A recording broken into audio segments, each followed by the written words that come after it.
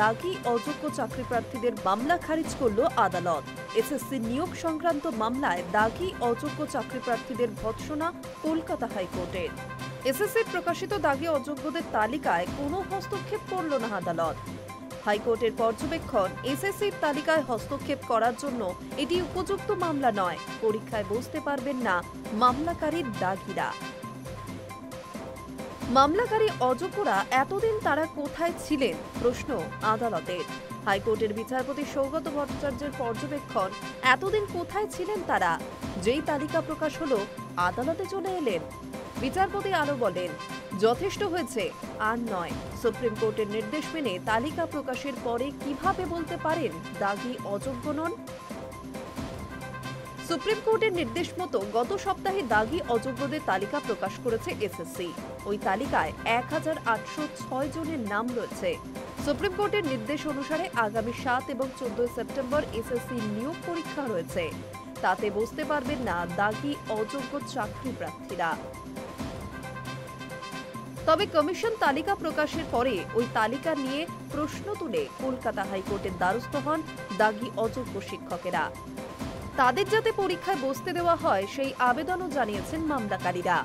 মামলাকারীদের বক্তব্য, কিসের ভিত্তিতে তাদের দাগি বলা হচ্ছে? মঙ্গলবার হাইকোর্টে মামলাটি শুনানির জন্য উঠলে মামলাকারীদের ভৎসনা করেন বিচারপতি। মামলাকারীদের কাছে তিনি জানতে চান, সুপ্রিম কোর্টের নির্দেশ মেনে তারা 31 ডিসেম্বর পর্যন্ত স্কুলে গিয়েছিলেন কিনা। বিচারপতির প্রশ্ন, যদি তারা স্কুলে না গিয়ে থাকেন তবে আগেই কেন আদালতে আসেননি? দাগি অযোগ্যদের তরফে আদালতে উপস্থিত ছিলেন আইনজীবী অনিন্দ লাহিড়ী এবং আইনজীবী সাক্ষ্য সেন। তারা সওয়াল করেন, হাইকোর্টের ডিভিশন বেঞ্চ দাগি অযোগ্যরা যেসব শর্ত বলেছে তা এই প্রার্থীদের ক্ষেত্রে প্রযোজ্য নয়। মামলাকারীদের আইনজীবীর বক্তব্য, সাদা খাতা জমা দিয়ে চাকরি পেলে, প্যানেল বহির্ভূতভাবে চাকরি পেলে এবং মেয়াদ উত্তীর্ণ প্যানেল থেকে চাকরি পেলে, এই তিনটি ক্ষেত্রকে ডিভিশন বেঞ্চ দাগি অযোগ্য হিসেবে বলেছিল। কিন্তু মামলাকারী চাকরি প্রার্থীরা এই ক্যাটাগরিতে পড়েন না বলেই দাবি আইনজীবীর। অন্যদিকে কমিশনের তরফে আইনজীবী কল্যাণ বন্দ্যোপাধ্যায় সওয়াল করেন, মামলাকারীরা সকলেই দাগি ও অযোগ্য। তিনি বলেন, এটা নিয়ে তর্ক করে লাভ নেই। এই সব প্রার্থীর বিরুদ্ধে ওএমআর শিট কারচুপির অভিযোগ রয়েছে। সিবিআই যে তালিকা উদ্ধার করেছিল তার সঙ্গে এসএসসি মিলিয়ে দেখেছে। ওএমআর শিট কারচুপি করে চাকরি পেয়েছেন তারা। এই প্রার্থীরা র্যাঙ্ক জাম্প করে চাকরি পেয়েছেন। মামলাকারীদের আইনজীবী বলেন, অ্যাডমিট কার্ড দিয়েও কেন বাতিল করা হলো? ওই সিদ্ধান্তকেও আমরা চ্যালেঞ্জ করছি।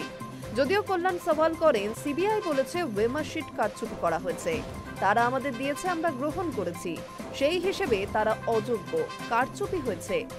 ফলে কোন প্রার্থীকে কত নম্বর দেওয়া হয়েছে সেটা ধরে লাভ নেই। Hi news network.